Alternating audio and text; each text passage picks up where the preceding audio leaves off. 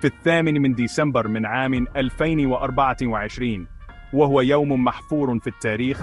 شهد الشعب السوري أمرا لا يصدق. بعد سنوات من الصراع الوحشي انهار نظام الأسد. سيطرت قوى المعارضة على دمشق قلب سلطة الأسد، واندلعت الاحتفالات في الشوارع التي كانت يوما ما تخضع لسيطرة الخوف.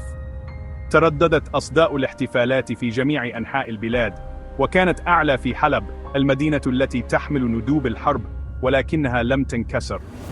يمثل سقوط دمشق نهاية حقبة، ويغلق فصلا من حكم حزب البعث لعقود.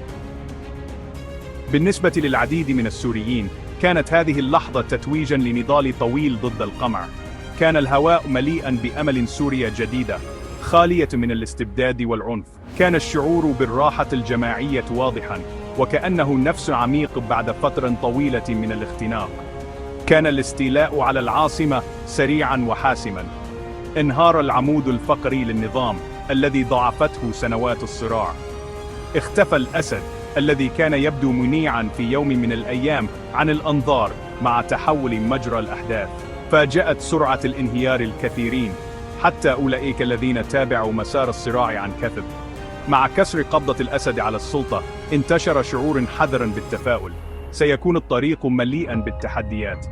إعادة بناء مزقتها الحرب مهمة هائلة، لكن وللمرة الأولى منذ عقود تجرأ السوريون على حلم بمستقبل يمكنهم تشكيله.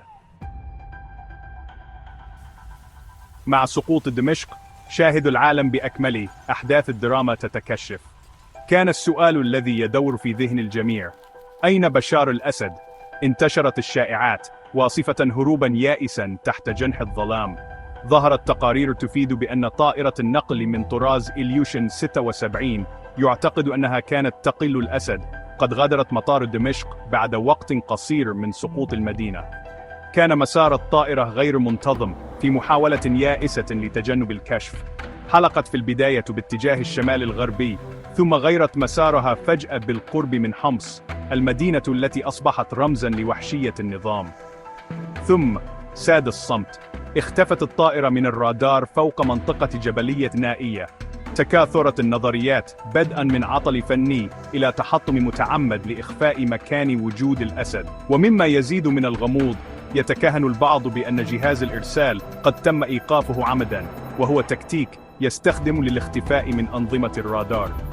تغذي هذه النظرية تكهنات بأن الأسد بمساعدة قوى خارجية ربما يكون قد دبر حادث التحطم لإخفاء هروب ناجح. يعمق نقص الأدلة الملموسة الغموض المحيط بمصير الأسد. ينتظر العالم إجابات، لكن الحقيقة لا تزال بعيدة المنال. هل لقي الأسد الذي كان يبدو ديكتاتورا لا يقهر حتفه في الجبال السورية؟ أم أنه تمكن من الهرب تاركا وراءه أنقاض نظامه؟ الإجابة في الوقت الحالي ضائعة في ضباب الحرب وكفن السرية المحيط بساعات الأسد الأخيرة في السلطة.